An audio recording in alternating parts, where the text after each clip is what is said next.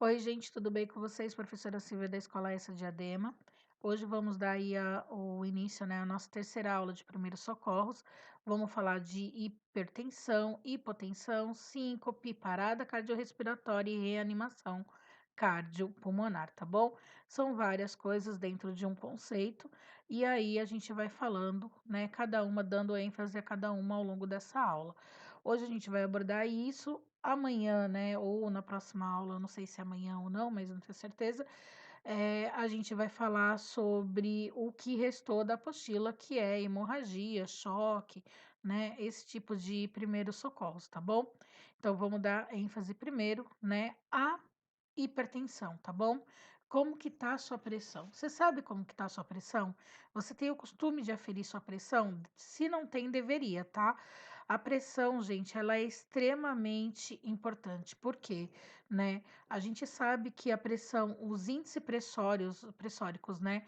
Então, assim, quando a nossa pressão ela tá muito alta, a gente pode sofrer desde o infarto até um AVC, né? O AVC ele é mais comum do que o infarto, sim, mas a gente tem que tomar cuidado também com a nossa pressão. Então, a gente vai aprender um pouquinho.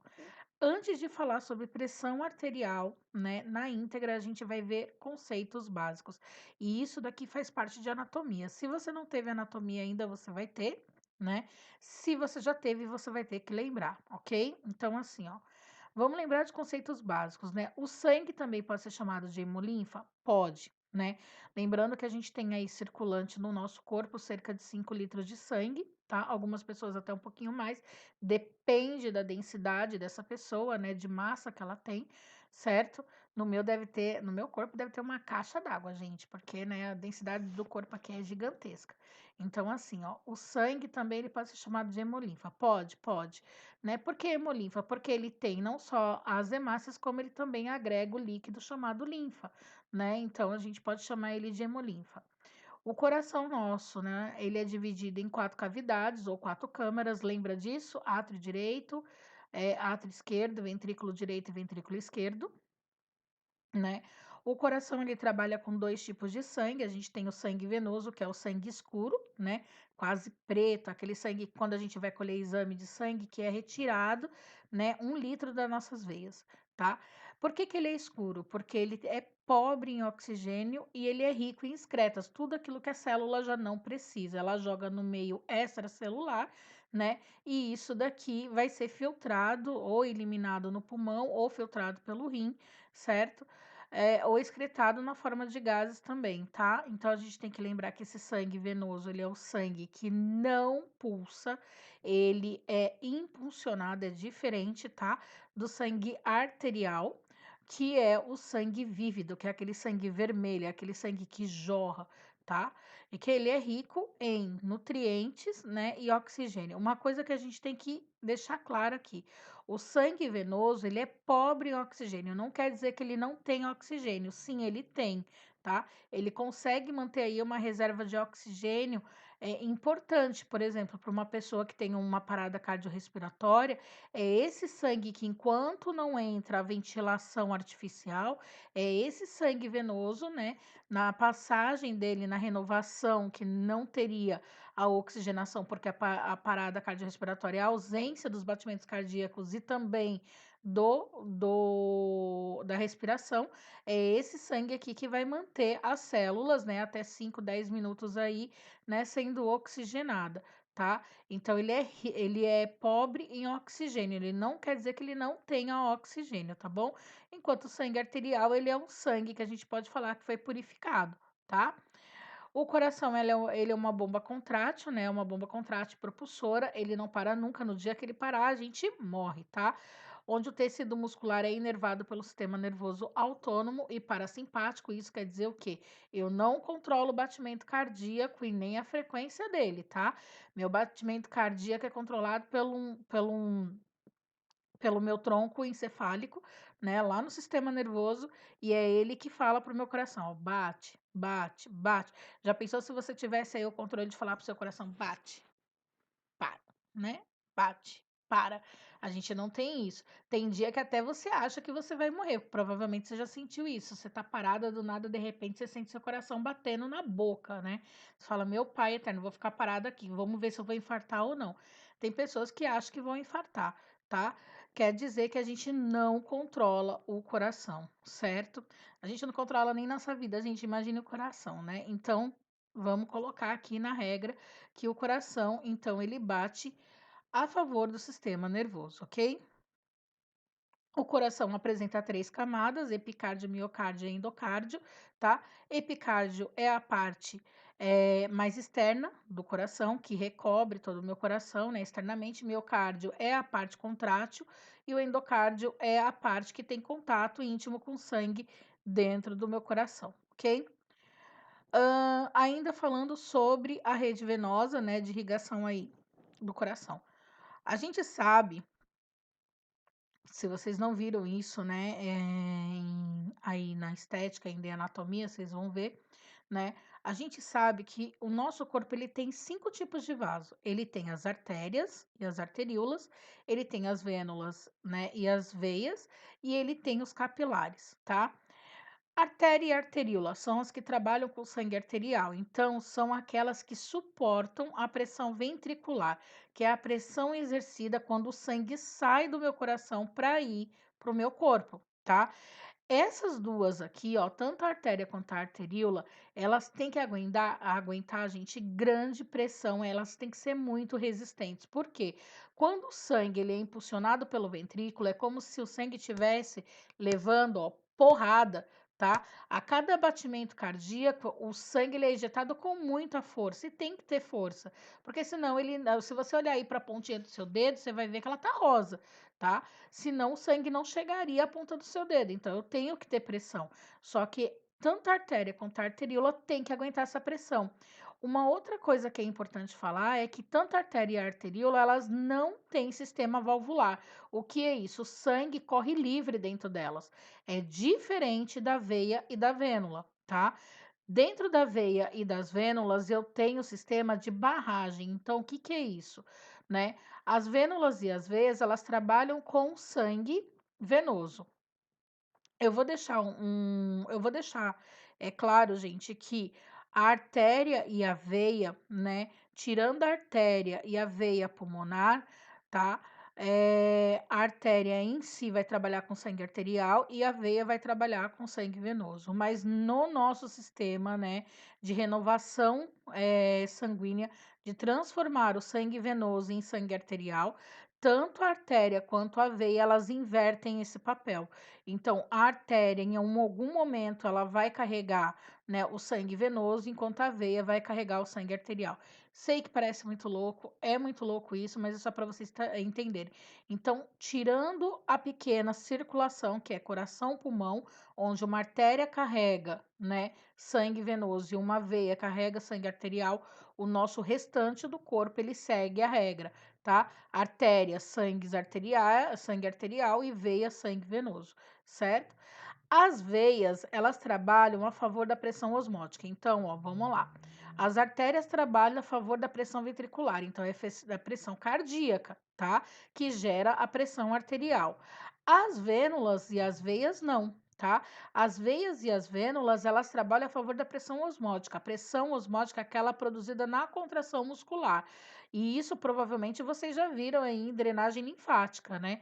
Quando a gente faz, né, a massagem lá linfática, o que que a gente está estimulando? A gente está estimulando que o retorno do líquido intersticial volte, né, para dentro dos capilares, seja eles linfáticos ou até venosos, tá? Os capilares, e que esse líquido seja, né, filtrado e excretado, o líquido em excesso, na onde? Na urina, ok? Então, eu forço a entrada, né, na massagem, eu estimulo a circulação, fazendo com que esse líquido intersticial volte a se tornar plasma. E isso acontece tanto na veia quanto na vênulas, tá? Então, tanto veia quanto vênulas, eles trabalham a favor da pressão osmótica, a pressão dos músculos. Por isso, gente, que uma pessoa, quando fica muito tempo parada, as pernas incham, né? Por quê? Porque o sangue, ele é forçado, ele trabalha aqui a favor da pressão osmótica, que não é a mesma pressão exercida, por exemplo, pela pressão arterial. A pressão osmótica ela é muito menor.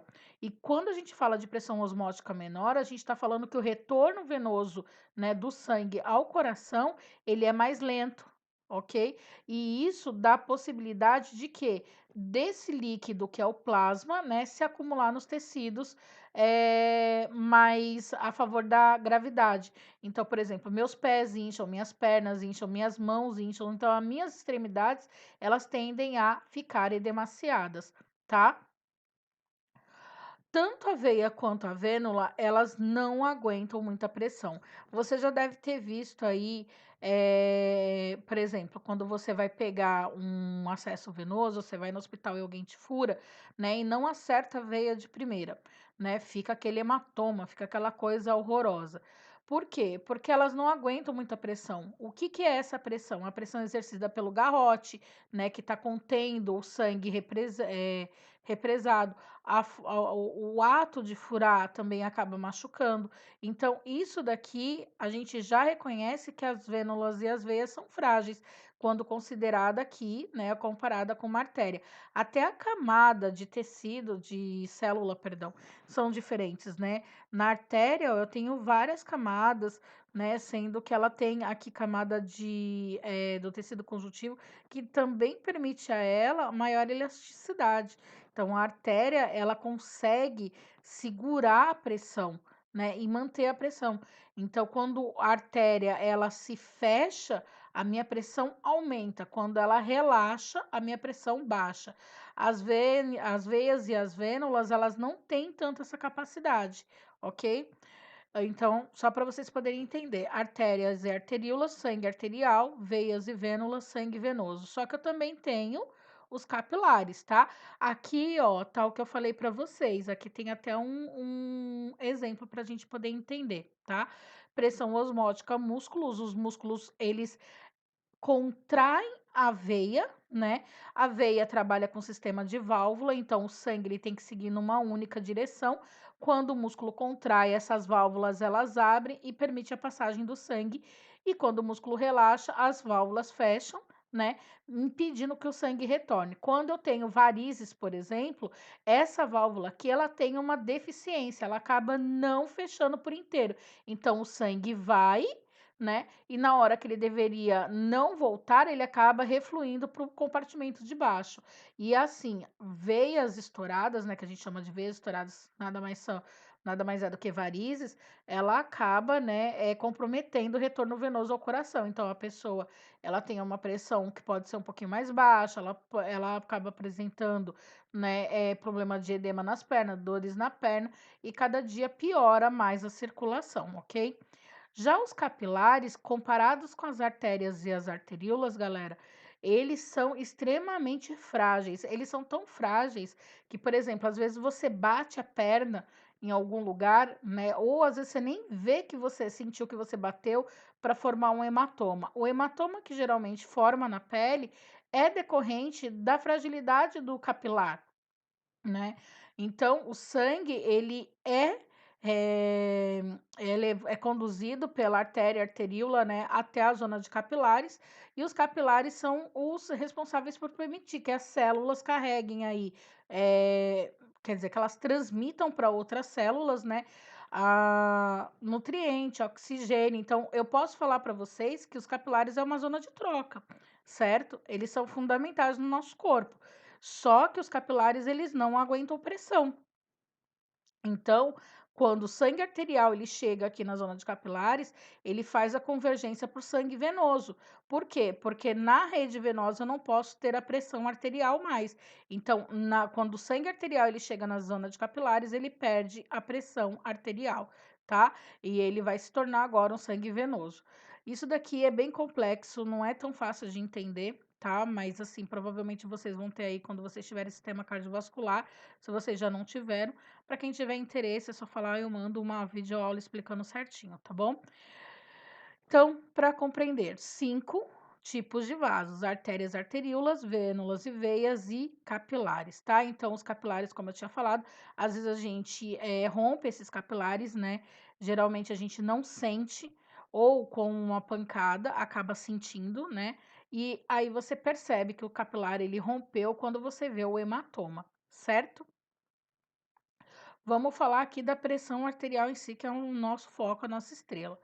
A pressão arterial, gente, ela corresponde à força, à pressão, né, que o sangue exerce sobre as paredes da artéria durante sua passagem. Então, ó, aqui a gente tem um exemplo de um coração. Então, a gente tem dois átrios, átrio direito, né, átrio esquerdo, ventrículo direito e ventrículo esquerdo. Lembrando que o coração, ele tem quatro cavidades, então dois átrios e dois ventrículos, e que o lado direito do meu coração, né, ele trabalha só com sangue venoso, então é aquele sangue pobre em oxigênio, é o sangue que está retornando para ser renovado.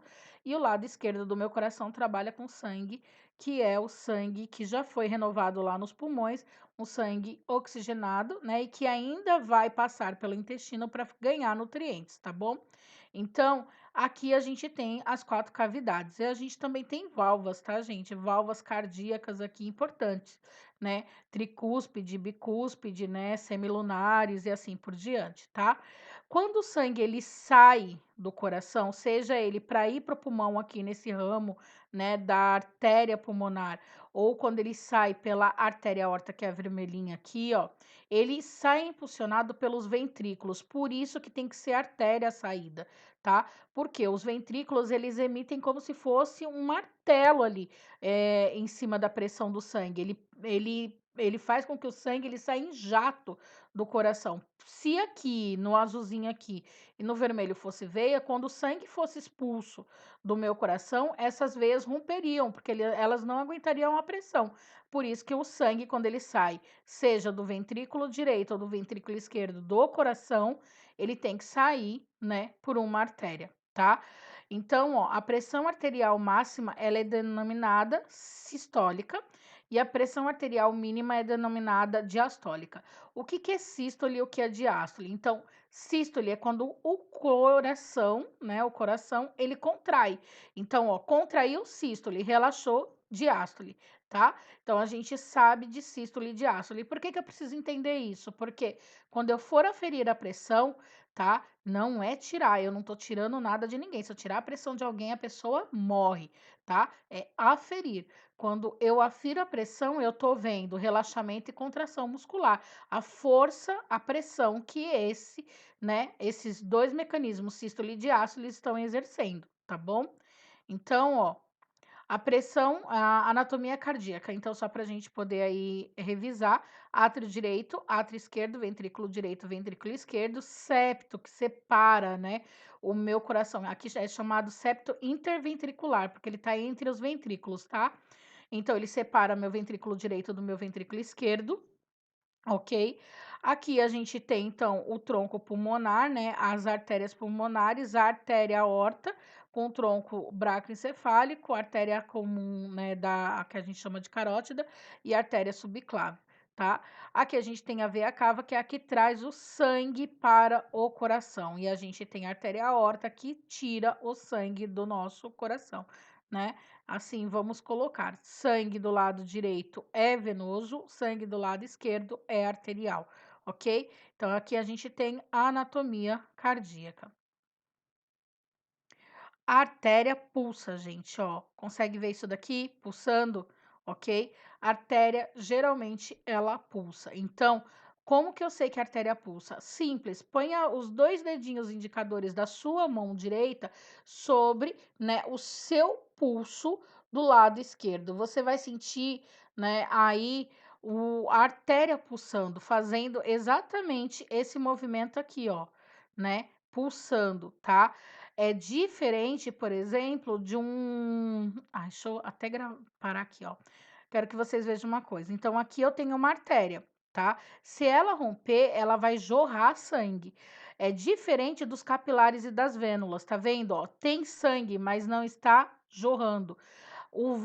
As veias e os capilares, eles permitem com que o sangue ele saia dos vasos, né? Que haja presença de sangue, mas não que esse sangue, né, ele jorre. É diferente de uma artéria.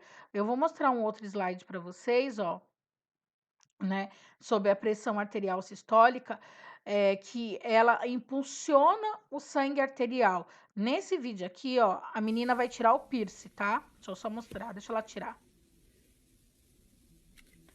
No momento que ela tira, tá vendo que ele começa a jorrar, né, ó? Presta atenção. Ó, ela puxou, né? Você vai ver que ele dá como se fosse a batida do coração, ó. Ele vai zoom, zoom, né? E ele tá, ó, jorrando. O que que aconteceu ali? É uma arteríola, tá? Ela pegou na hora que ela foi tirar o piercing, porque até então o piercing ele não tava sangrando, né? Por quê? Porque ele tava comprimindo essa arteríola. No momento que ela puxa, né? O que que ela faz? Ela retira aquele objeto que estava obstruindo a artéria de vazar, a arteríola de vazar, e aí na hora que ela tira, a arteríola ela jorra. Se ela não procurar um médico, né, provavelmente ela vai sangrar aí litros, certo? Então, quando a gente está falando de artéria, a pressão arterial é a pressão que jorra o sangue, se você vê, ó, vou passar de novo. Ele é bem vermelho, ele é bem vívido. É diferente daquele sangue que você colhe quando você vai, né, colher o sangue, por exemplo, fazer exame, é uma cor do sangue vermelhão, tá? A pressão arterial diastólica, gente, ela é um movimento do ventrículo esquerdo, né? Perdão, ó, é o movimento que o ventrículo esquerdo volta a encher para retornar o processo da circulação. Então, a gente tem aqui pressão arterial sistólica e pressão arterial diastólica, tá? Pressão arterial ainda, vamos falar um pouco das considerações dos padrões, isso daqui a gente já viu naquela outra aula, né? Normotenso, uma pessoa que tem a pressão aí entre 120 até 80, né? A gente chama 12 por 8 ou 140 por 90, 14 por 9, tá?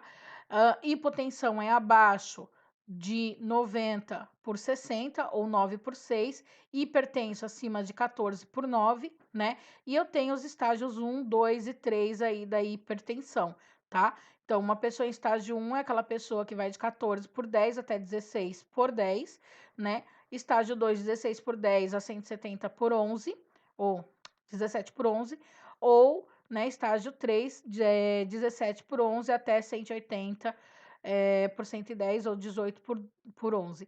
Uma coisa que eu quero que vocês entendam é o seguinte, nesse estágio 3 aqui, né, nem sempre a pessoa vai ter 17 aqui por 11, pode chegar a 17 por 12, 17 por 13, né? Isso daqui depende muito de pessoa para pessoa. Tem pessoas que a pressão está lá no teto e elas estão plenas, né? Essa daí é a pior, por quê? Porque ela não demonstra sinal. É a hipertensão silenciosa, ela é um perigo, galera, certo? O que eu preciso para aferir a pressão arterial? Então vamos lá, vamos entender. Equipamento, né? A gente tem o esteto, todo mundo já viu o esteto, e a gente tem o esfignomamômetro, tá? O esteto, ele tem as suas características, então, né, o encaixe da orelha é chamado de olivas, né? A haste de metal é a que conduz o som, né, que é capturado aqui pelo diafragma até, né, o seu pavilhão aqui auditivo das olivas, tá? A gente tem a barra reguladora de tensão. Essa barra aqui ela é importante porque é ela que pressiona, né, as olivas ao seu ouvido, permitindo que você escute, né, ou melhor, auscute a pressão corretamente. A gente tem aqui o tubo plástico de borracha, geralmente ele é siliconizado. A campanula, tá? Eu não consigo falar essa palavra, gente, é difícil, tá? O corpo e o diafragma. Já aqui no esteto não, perdão, esse daqui é esteto, esse daqui é o esfignomamômetro, o aparelho. A gente tem um mamômetro que é, né, o registro onde a gente vê literalmente, porque é assim, ó, na pressão arterial, que vocês vão entender daqui a pouquinho direitinho, a gente ouve e a gente vê, tá? São dois sentidos que a gente tem que usar, então a audição e a visão, certo? A gente vai usar o terceiro sentido, que é o tato, e vocês vão entender o porquê. Então, aqui a gente tem o a válvula, né, que controla a pressão até onde eu devo inflar, certo? Eu tenho o manguito com ajustes reguláveis. Eu tenho o bulbo, que é a parte que a gente espreme, né, para poder encher, também chamado de pera. A válvula de pressão, que quando a gente está enchendo, né, a gente está inflando o manguito, ela tem que estar fechada e a via de pressão. Então, isso daqui é o aparelho manual, a gente está falando de equipamento manual. Lembrando que a gente tem dois tipos de aparelho aí, tá? Antes de aferir a pressão, qual que é o meu procedimento, né? Gente, se você for aferir a pressão de uma pessoa que chega desesperada para você, fala assim, ai, pelo amor de Deus, afere minha pressão que eu tô morrendo. É provavelmente, quando você for aferir, a pressão vai estar lá em cima, tá? O melhor mesmo, isso daí muita gente já deve ter visto. Você chega no postinho de saúde, daí alguém vira para você e fala assim, ó, para ferir pressão você tem que ficar sentada. Daí você fala, ah, lá vem o chá de cadeira. Aí você tá lá 10 minutos e ninguém vem ver. Daqui a 30 minutos aparece alguém. Geralmente, o melhor mesmo é de 20 minutos você ir em pausa, tá? Mas a partir de 10 minutos de repouso já dá para fazer aí uma ferição legal. Tem pessoas que falam que de 3 a 5 minutos em ambiente calmo. Onde você tem um ambiente calmo em São Paulo? Nunca, né? Então a gente tem que entender que a aferição de pressão, ela tem aí os seus critérios para poder ser realizada. Então eu vou explicar para o paciente ou para o meu cliente, né, o que eu vou fazer, porque eu não vou colocar o aparelho de pressão no braço dele sem explicar o que eu estou fazendo, tá? Então, o que eu faço? Eu explico, olha, eu vou aferir sua pressão, mas antes você vai ficar de repouso aí pelo menos uns 10 minutinhos, certo? O que é o repouso? É deixar a pessoa sentada, tá? Com os pezinhos no chão, mão em repouso, né? Instruir a não conversar durante esse período, não tomar café, não chupar bala, não fazer nada disso, tá? Hã, aí, durante a aferição da pressão, falar também para ele não conversar, porque se ele conversar, ele altera. Ele não só altera o seu potencial de ausculta, né, de ouvir os batimentos certinho, né, a pressão arterial, como também altera, né, os valores dessa pressão, tá? Certificar-se de que o paciente não está com a bexiga cheia, porque incomoda, tá? Também dá alteração. Se ele não praticou exercício físico pelo menos em 60 minutos, por quê? Lembra que eu falei?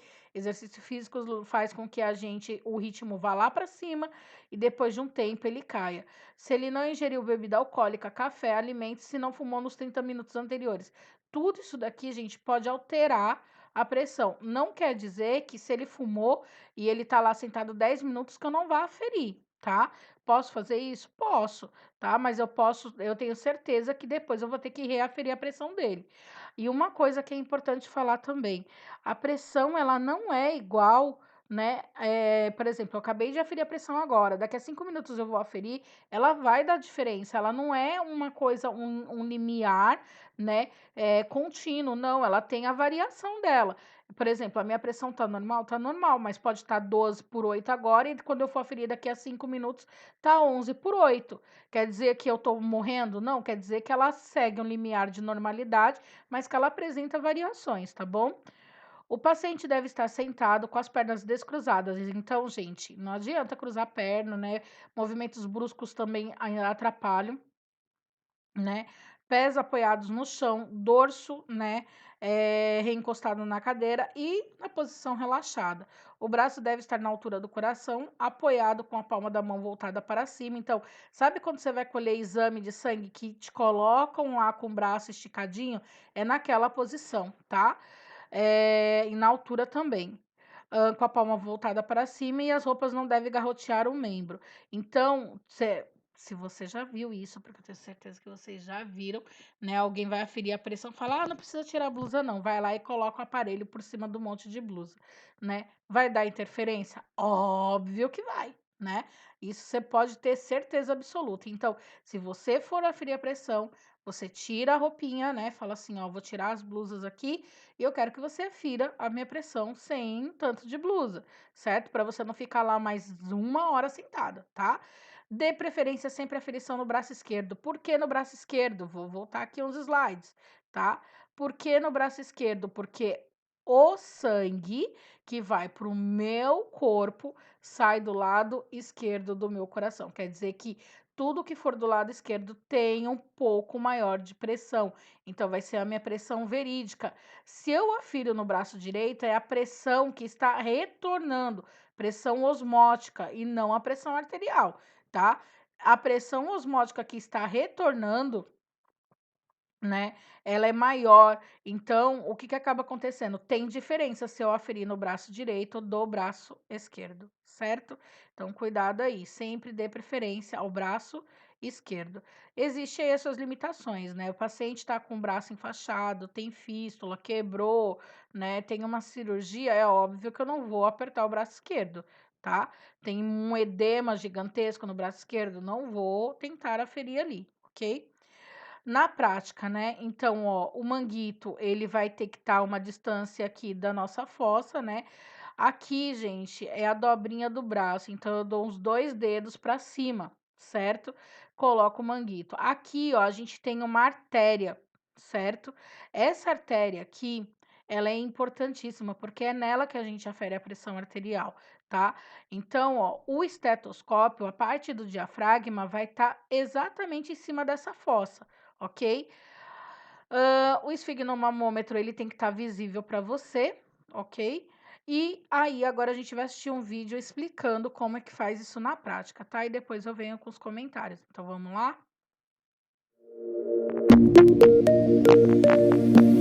Surgery Play.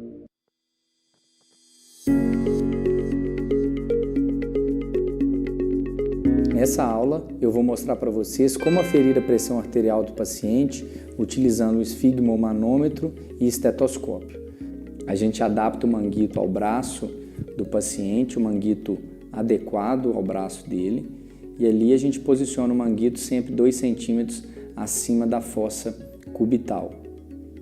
Ali a gente posiciona o estetoscópio.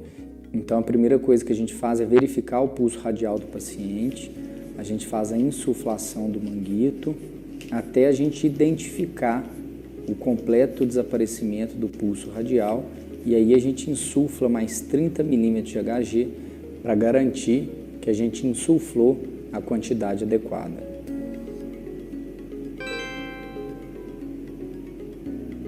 Depois a gente leva o nosso estetoscópio na fossa cubital e aí a gente vai desinflar o manguito. O ideal é que isso seja feito de maneira lenta, em torno de 2 a 3 milímetros de Hg por segundo. O primeiro som que a gente escutar, o primeiro som de Korotkoff, representa a pressão sistólica e o último som, a pressão diastólica. Ao final da verificação, a gente remove o manguito do braço do paciente e anota sempre no prontuário clínico os valores da pressão, o horário e o braço que foi feita a mensuração. O ideal é que todas as vezes que nós fizermos a primeira consulta, a gente faça 2 aferições de pressão arterial, uma no braço esquerdo, outra no braço direito, e caso haja alguma divergência. Então, deixa eu só explicar para vocês. Eu não sei se vocês repararam, então, no vídeo, né? Então, vamos lá. A gente vai repassar ele e eu vou pausando e vou explicando, tá bom? Vamos lá. Surgery Play.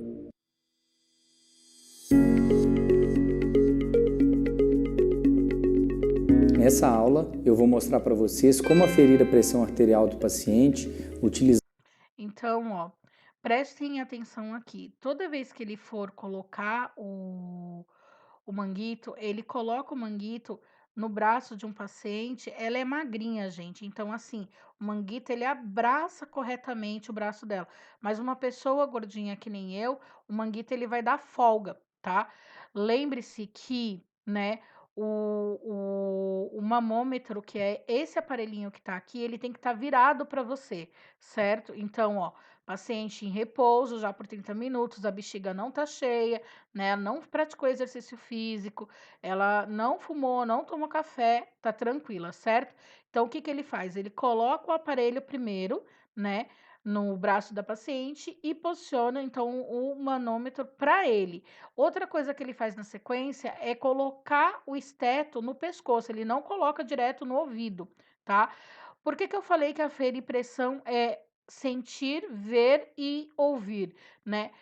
O sentir, você viu que deixa eu rodar um pouquinho aqui, Usando o peraí. esfigmomanômetro e estetoscópio.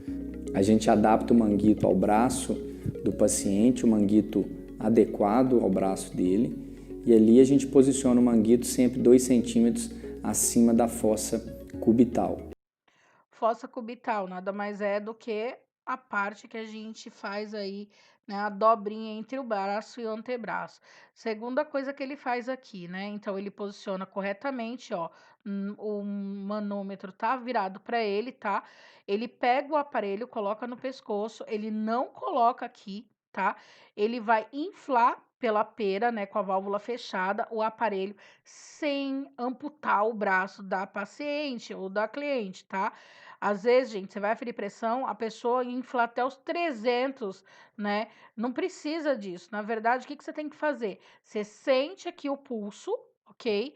E no momento que você vai inflando, quando esse pulso não for mais palpável, é o momento que você para de inflar e aí sim você acomoda as olivas aqui, né, no ouvido, ok? Então vamos lá, ó. Ali a gente posiciona o estetoscópio. Então a primeira coisa que a gente faz é verificar o pulso radial do paciente. A gente faz a insuflação do manguito até a gente identificar o completo desaparecimento do pulso radial, e aí a gente insufla mais 30 milímetros de Hg para garantir que a gente insuflou a quantidade adequada. Uma outra coisa que é importante, ó, peraí, deixa eu quero que vocês vejam e que vocês ouçam, tá? Então, ó, ele sentiu que o pulso já não está mais presente, ok? Esse procedimento é rápido, tá, gente? Para quem tiver aparelho aí em casa, dá para até testar, ok? Treinar aí com alguém, aferir a pressão de todo mundo. Você vai ouvir o batimento cardíaco agora. Esse batimento é a mesma coisa que você vai ouvir aqui. Então, vamos lá, sentiu, agora ele vai ver né, no manômetro e agora ele vai ouvir o batimento cardíaco junto. Então, é duas coisas ao mesmo tempo. Vocês vão ver que a ampulheta do manômetro, ela oscila. O que é isso, né?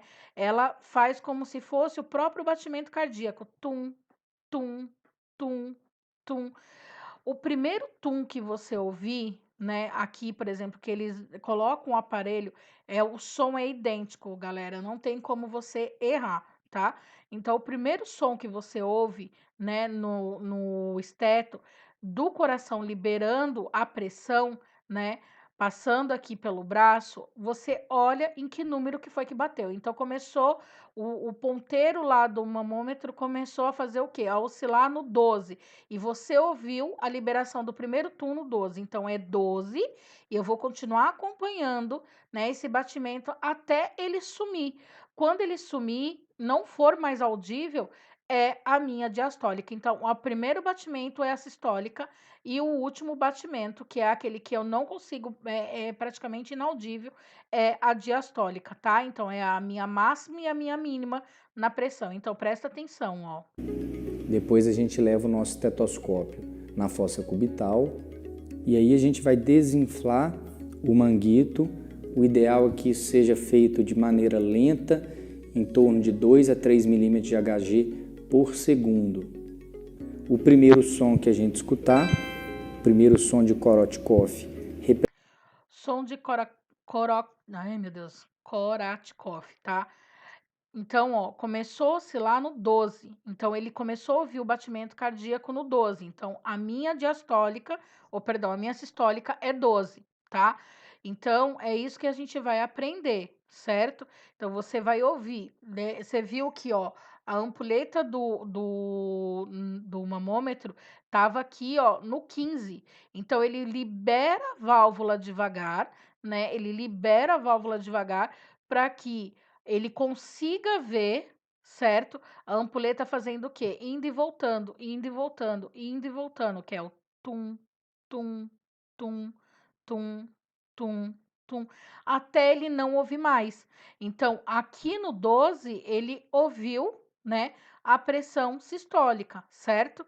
Agora falta a diastólica. Apresenta a pressão sistólica e o último som, a pressão diastólica. Ao final da que foi o verificação, 8. a gente remove o manguito do braço. Então, ó, você percebe aqui que é 12 por 8. Não é tão difícil de fazer, é uma questão de prática. Antes de você, né, liberar o manguito, você tem que tirar todo o ar dele, tá? Coisa que ele não mostra aqui no vídeo. Então, eu abro a válvula depois que já não é mais audível, mais nada. Eu abro a válvula antes de tirar o aparelho aqui da paciente, tá? Porque senão dificulta. Não infla demais, porque se você fizer inflar demais também você vai deixar o braço da pessoa roxo, tá bom?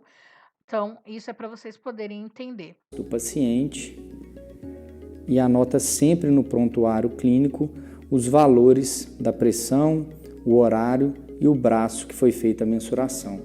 O ideal é que todas as vezes que nós fizermos a primeira consulta, a gente faça 2 aferições de pressão arterial, uma no braço esquerdo, outra no braço direito, e caso haja alguma divergência. Então, só para poder terminar, então finalizar, né? A gente sempre afere nos 2 braços, mas geralmente o que a gente considera é a aferição do braço esquerdo. Então, eu espero que vocês tenham entendido, né? Que dê para praticar aí, tá? Então, ó, treine os ouvidos e os olhos, né? Então, você vai inflar, né? O manômetro, tá? Mamômetro, perdão. Você vai inflar ele até, né? Você não sentir mais o pulso radial. Então, vamos supor, você deixou de sentir o pulso radial aqui, ó, em 80.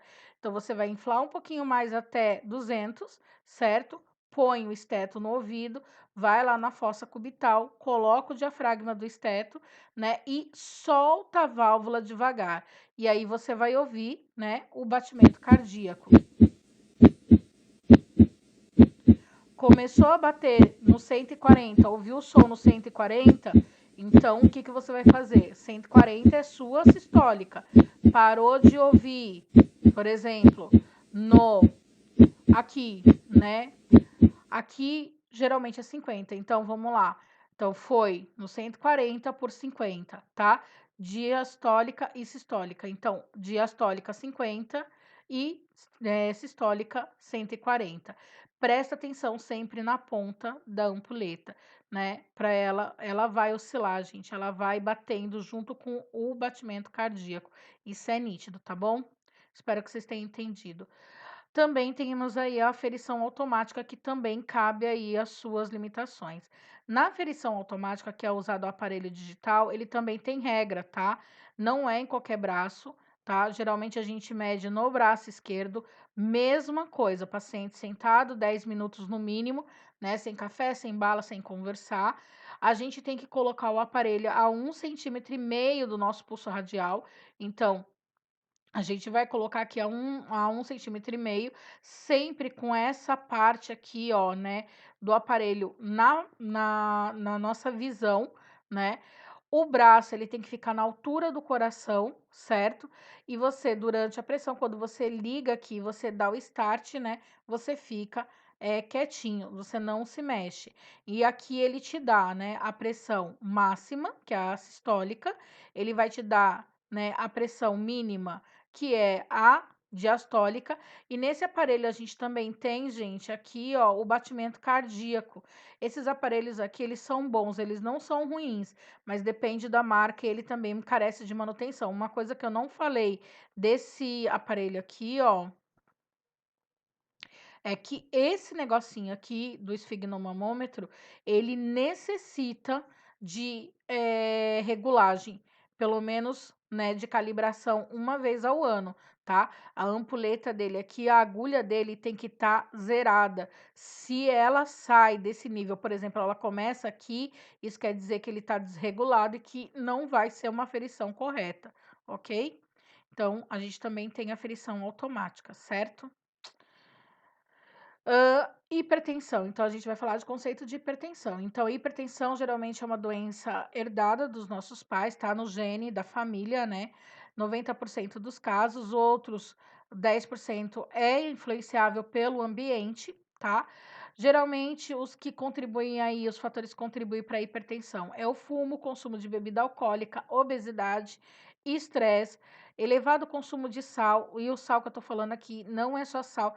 Lembrando que o refrigerante, por exemplo, tem muito açúcar, tem, mas tem muito sal, tá? Níveis altos de colesterol, falta de atividade física, ó, tudo que a gente precisa, né? Além desses fatores de risco, sabe-se que ainda a incidência da pressão alta é maior na raça negra. Lembrando que as pessoas de origem negra, né, elas têm aí o aumento da pressão muito maior do que numa pessoa de origem branca, tá? Em diabéticos e também é uma doença que está relacionada à idade. Quanto mais velha a gente vai ficando, né, maior a possibilidade de ter hipertensão. Sintomas da hipertensão costumam aparecer somente quando, né? Geralmente, gente, ele não tem um tempo para aparecer, mas a hipertensão ela é muito mais comum, por exemplo, no frio do que no calor.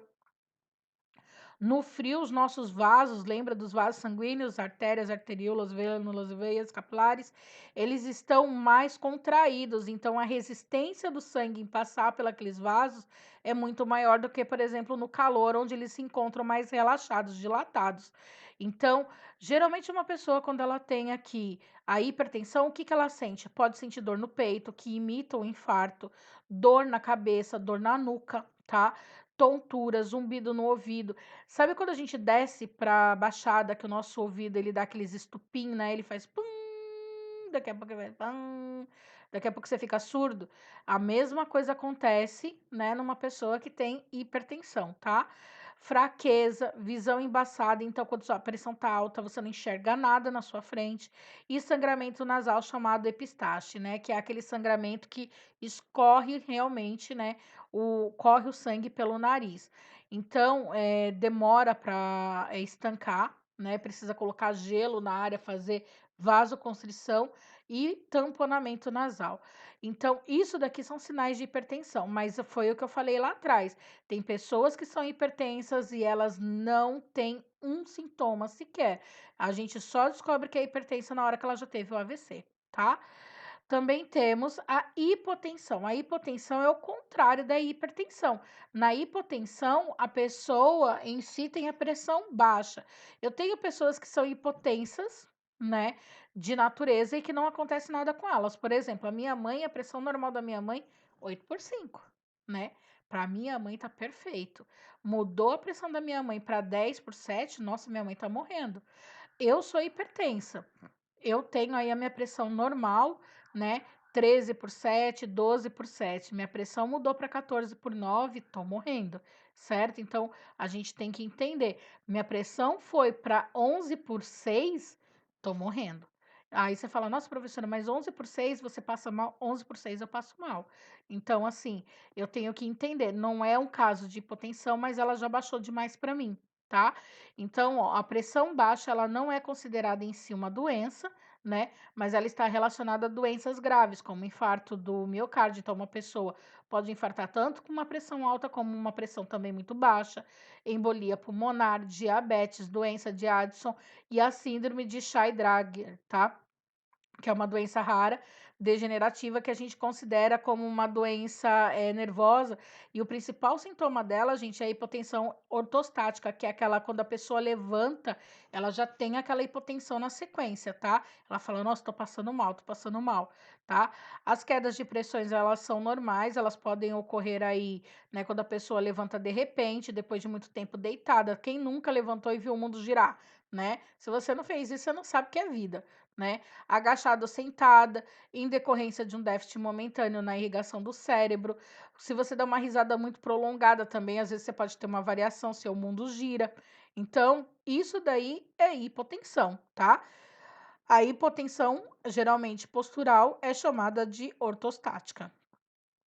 Os sintomas da hipotensão geralmente são, né, tontura, vertigem ou desmaio, batimento cardíaco rápido e irregular, você sente seu coração batendo na boca, tá? Náusea e vômito, te dá vontade de vomitar, sentir mais sede do que o habitual, o corpo ele tá tentando se reajustar, então ele vai secar sua boca, visão embaçada, fraqueza, confusão, você não sabe onde está, você não sabe quem é, né? E cansaço. Então, ó, a hipotensão, embora ela tenha alguns, né, sintomas parecidos com a hipertensão, aqui na hipotensão tem um sintoma que eu não coloquei, mas eu vou falar.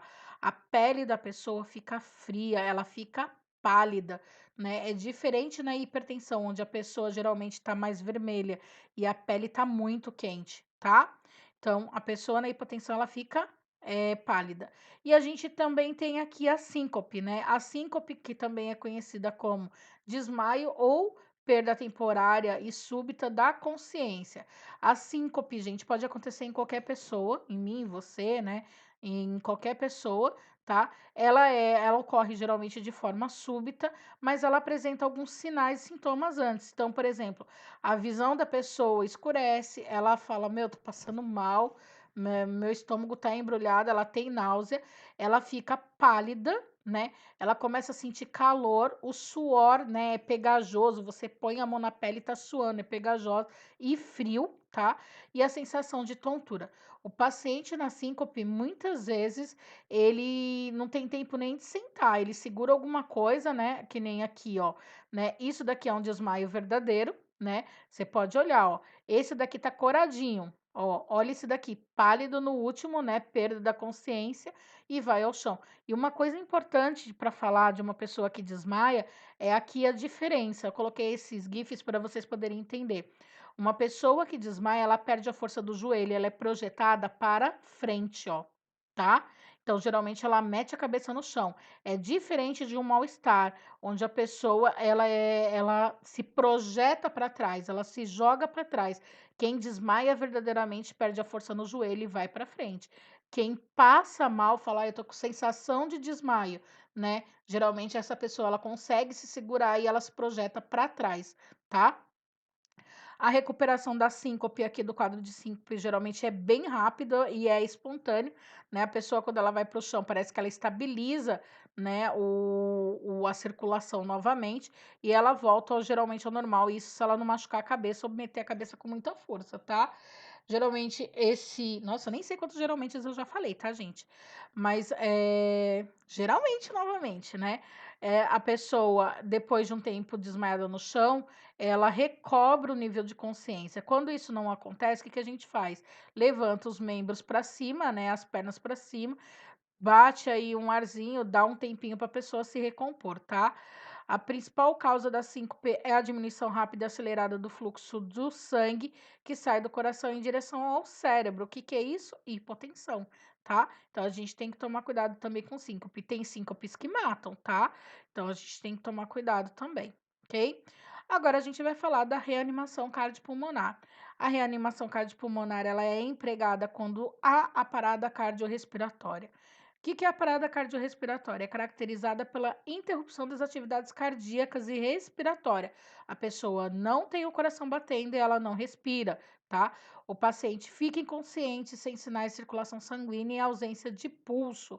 A parada cardiorrespiratória é um dos problemas mais graves que a gente tem aí no meio de saúde, né?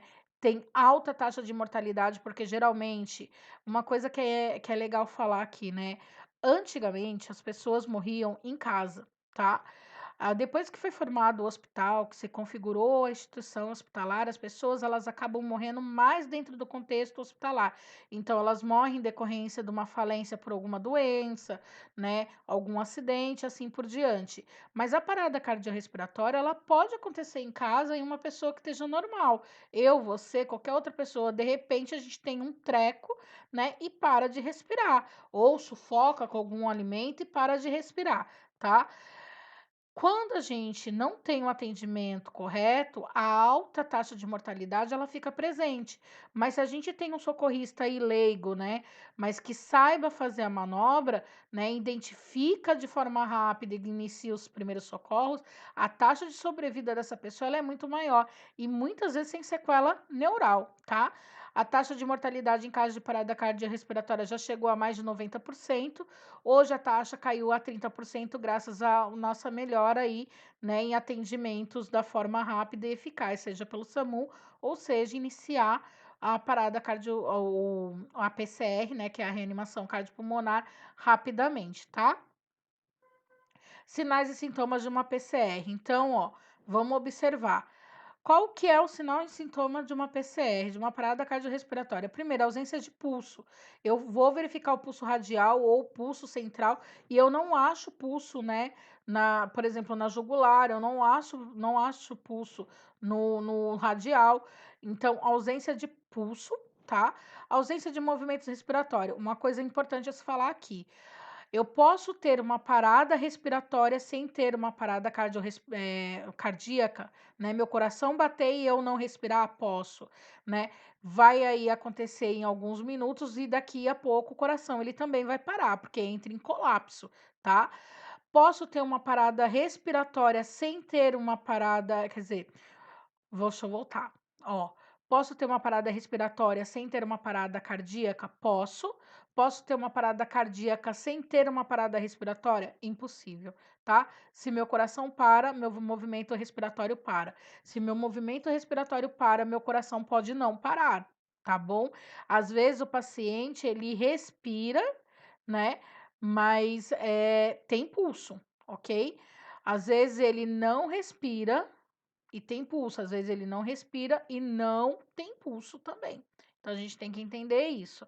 Inconsciência, né? Perda de consciência, parada respiratória ou parada cardíaca leva a perda de consciência, tá?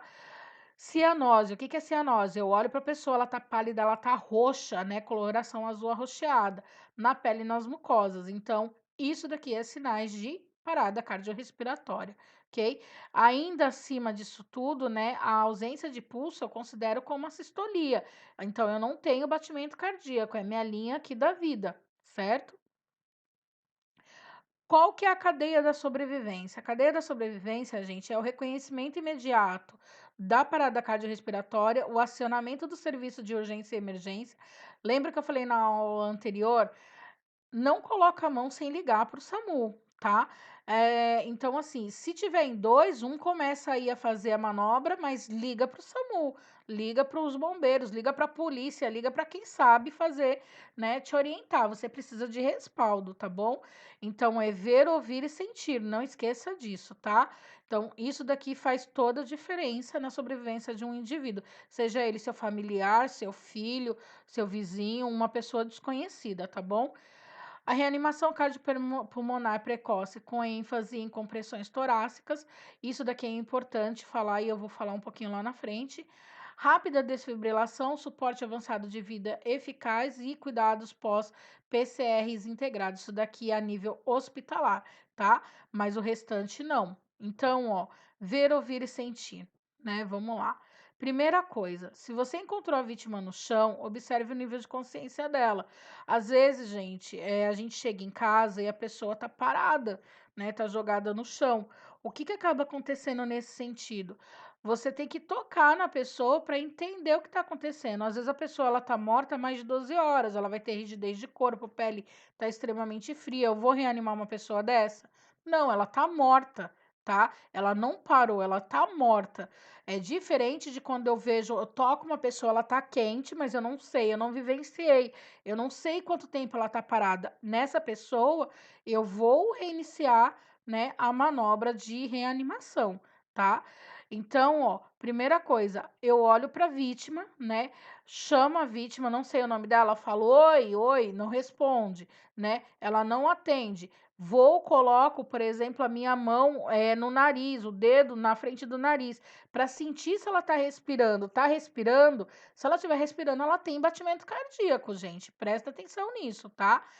Gasping. Lembra que eu mostrei a imagem de um rapaz preso nas ferragens, né? Que a moça estava até sentada mexendo no celular, lembra disso? Eu falei para vocês, eu falei, ele não apresenta respiração, ele apresenta uma coisa que a gente chama gaspeando, né? É uma respiração neurológica.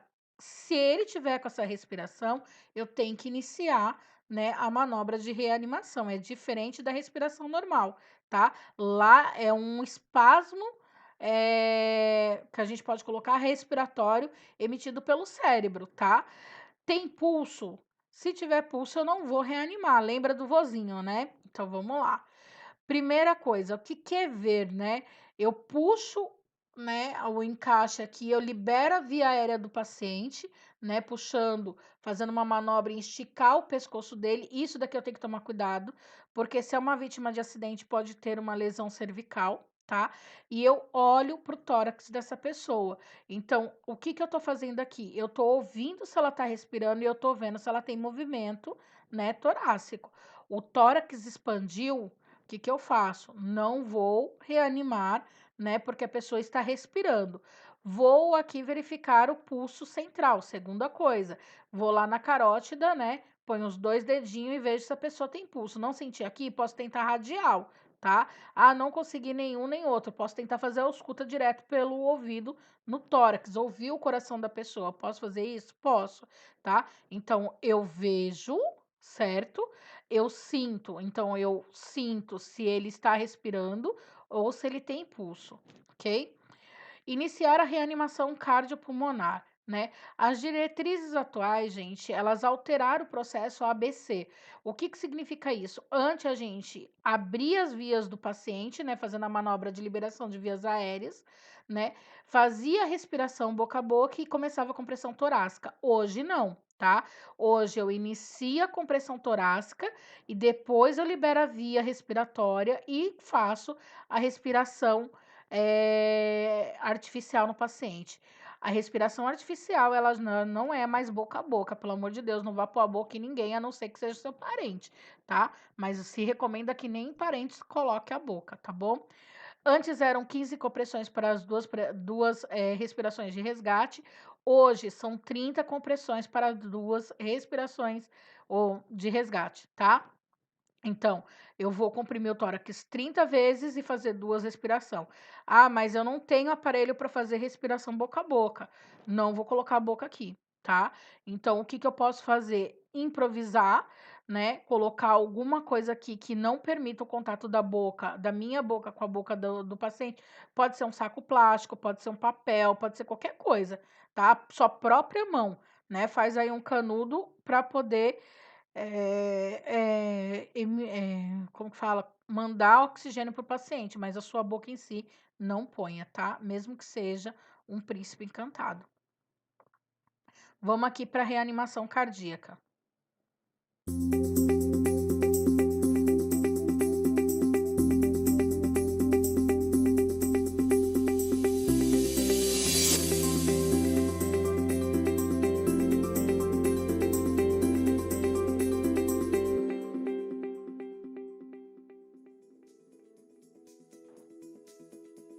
Então, passo número 1, avalie o nível de consciência da vítima, tocando sempre pelos ombros e chamando em voz alta. Senhor, senhor, como vai? Tudo bem? Se a vítima permanece inconsciente, o próximo passo é ligar para o serviço médico de emergência. 192, 193, peça para alguém ligar ou você mesmo pode acionar o serviço médico de emergência usando o viva voz do seu telefone celular, por exemplo. A vítima permanecendo inconsciente, nós vamos fazer a etapa mais importante da manobra, que é a ressuscitação cardiopulmonar. Eu imagino que tem uma linha ligando os 2 mamilos. Vou encontrar a região que é o centro desta linha, onde vai estar o osso externo. Vou posicionar esta região da minha mão, que a gente conhece, o leigo habitualmente chama de calcanhar da mão. Vou posicionar exatamente no meio dessa linha. Vou entrelaçar meus dedos, porque eu não posso deixar esses dedos tocando essa região que são as costelas, porque aí eu posso forçar e fraturar a costela. Traciono meu dedo para fora e vou posicionar o meu braço reto, jogando o peso do meu corpo sobre o tórax da vítima. Então, e a cada compressão que eu faço, eu tenho que deixar o tórax voltar completamente para a posição normal. Essa frequência deve ser uma frequência mais alta, uma frequência em torno de 100 a 120 compressões por minuto. Algo como: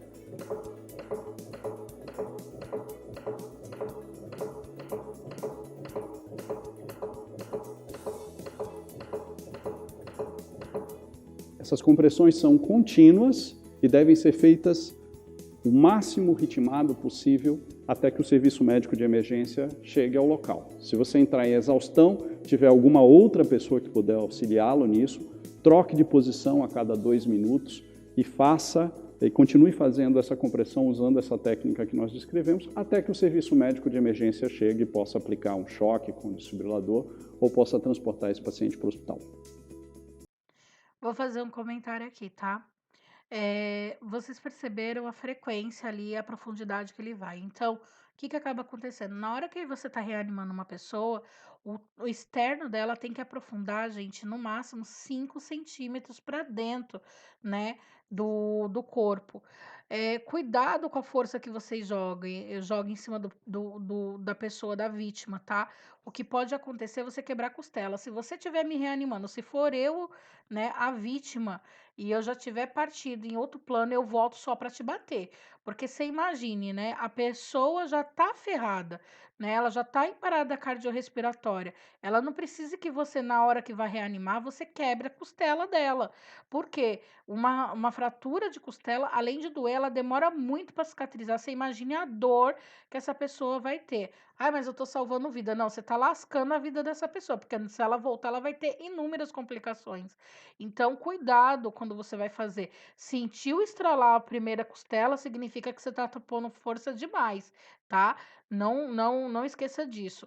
Outra coisa, você vê que também o médico aí, ele pauta, né? Ele fala, verifica, chama a pessoa, né? Chama a pessoa pelo nome, se você conhece a pessoa, não respondeu, verifica lá as vias aéreas, vê se está obstruída, se estiver obstruída, desobstrói, né? Mas já começa a fazer a massagem cardíaca, 30 para 2 respirações, tá?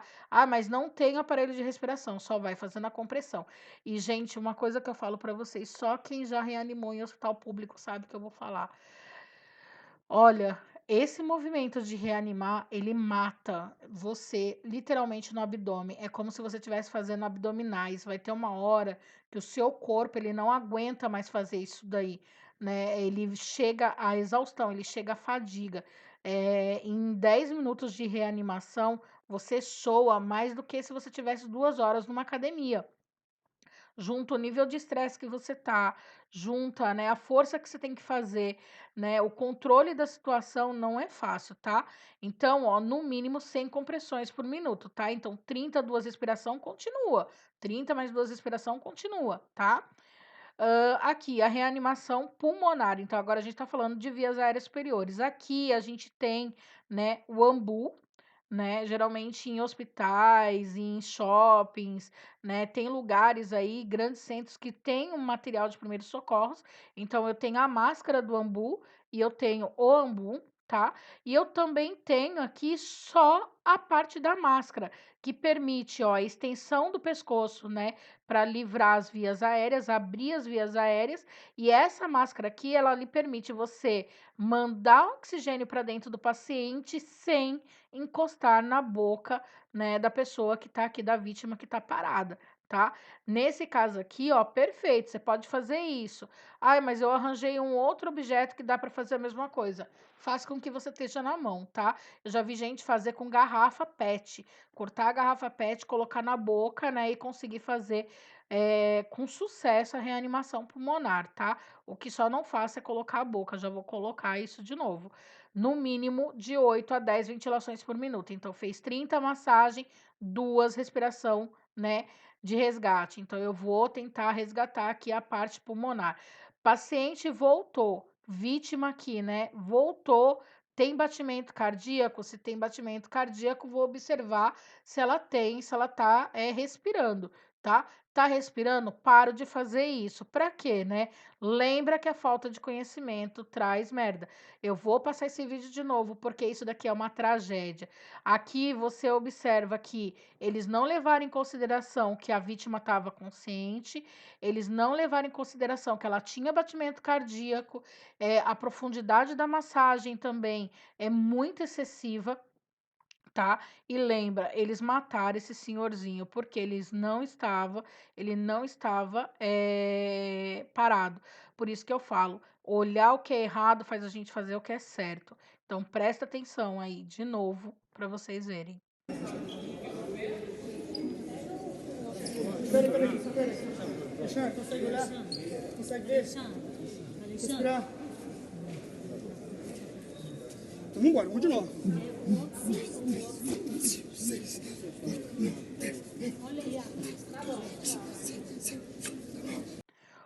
ele faz de errado aqui? Ele não espera nem o tórax voltar, tá? Vítima tá consciente, ela não espera, essa mulher aqui, ó, ela não espera ele parar de massagear para ela ambuzar, quer dizer, na hora que ela tá mandando a ventilação, não tá entrando nada aqui, gente, porque o pulmão dele tá sendo comprimido. O ritmo dele é até bom, mas a profundidade que ele aplica é muito grande. Você vai ver quando ele tira a mão daqui de cima, né, o tórax do senhor já tá afundado, né? Então, assim, uma vítima de parada nunca vai colocar a mão na frente para tentar tirar uma pessoa, né, da frente dela. Gente, a ambulância já está a caminho, alguém é para revezar com ele, não é para parar a massagem. O médico falou, não é para parar. Alguém à frente com ele para revezar. Segura a mão dele aqui, gente. Não para. 3, pronto, Alguém vai. ajuda ele aí. Pode deixar, aqui eu vou.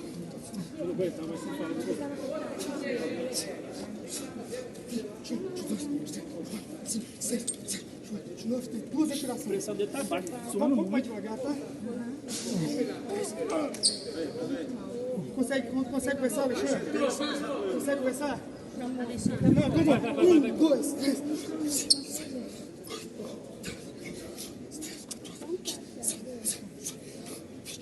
Olha, ainda não. 30, 2, devagar. Vai. Aqui acho que não tem. Não tá. Tá entrando, tá pegando? Tá pegando. Então vamos. 1, 2, 3.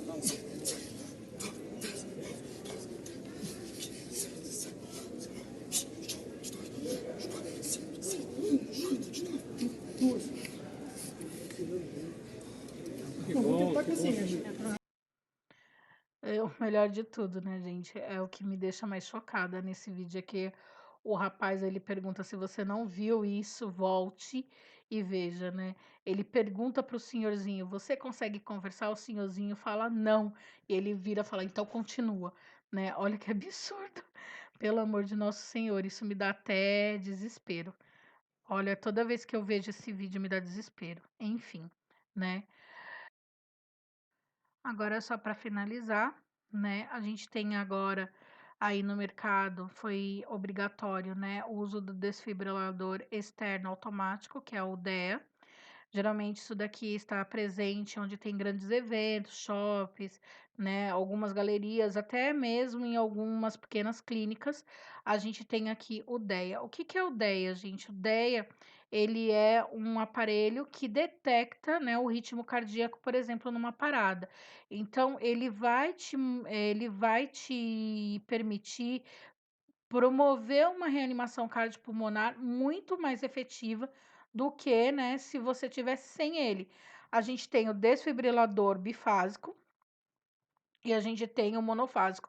Geralmente o monofásico é utilizado no hospital e o bifásico, ele é automático, né? Ele analisa então o ritmo cardíaco e indica a necessidade, por exemplo, se tem de desfibrilar ou não. Então ele é chamado de desfibrilador, né, automático. Aqui a gente tem um vídeo sobre ele.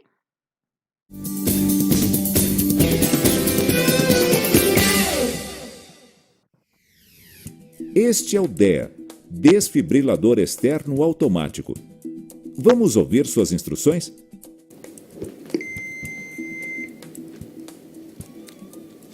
Apply pads to patient's bare chest. Posicione os eletrodos no tórax do paciente. Plug in pads connector next to flashing light. Encaixe o conector dos eletrodos na entrada perto da luz que pisca. O DEA vai comunicar a ação da seguinte forma: Analyzing heart rhythm. analisando o ritmo cardíaco. Do not touch the patient. Não toque o paciente. Shock advised. Choque recomendado. Charging. Carregando. Stay clear of patient. Afaste-se do paciente. Nesse momento, assegure-se que todas as pessoas estão afastadas da vítima antes de pressionar o botão. Deliver shock now. Press the orange button now. Administre o choque agora. Pressione o botão laranja agora. Shock delivered. Choque administrado. Paused. Em pausa. Begin CPR. Se a vítima não responder, sem respiração e ausência de pulso, mantenha a reanimação cardiopulmonar. Então, ó, só para vocês terem noção, daí você vai falar, mas professora, o negócio tá em inglês, né? Geralmente, quando o pessoal compra esse aparelho, eles já convertem, né, para o português. Então, as instruções são dadas em português. As pás, ó, gente, elas vêm com indicadores dizendo onde elas devem ser coladas. Então, a amarelinha vai ser colada aqui, né, no peito do lado direito, e a vermelha aqui na lateral do seio esquerdo, né? Então, na altura da linha do mamilo, certo? Então, geralmente ele já vem com isso daqui. E ele simplesmente ele fala para você tudo que você tem que fazer e tá em português, tá? Lá eles estão dando exemplo de coisa em inglês, mas os 10 hoje eles têm essa tradução aí automática. Então, quando o paciente ele choca e a vítima que está aqui no chão, ela não tem ritmo cardíaco detectado, ele pede para você continuar a manobra de reanimação cardiopulmonar. Se ele detecta ritmo, ele fala para você parar e só manter, por exemplo, a ventilação artificial, tá? Então, o vídeo tá aí. Bom, gente, por isso hoje já falei demais, nem sei quanto tempo tem essa aula, né? Por hoje é só. Dê uma lida aí na apostila, né? Tem alguns exercícios também para responder. Gostaria que vocês respondessem esses exercícios relacionados à PCR, né? E à hipertensão arterial. Eu vou ver depois direitinho onde que tá e falo para vocês aí no grupo, tá bom? Fiquem com Deus e até. Obrigada pela companhia. Beijo.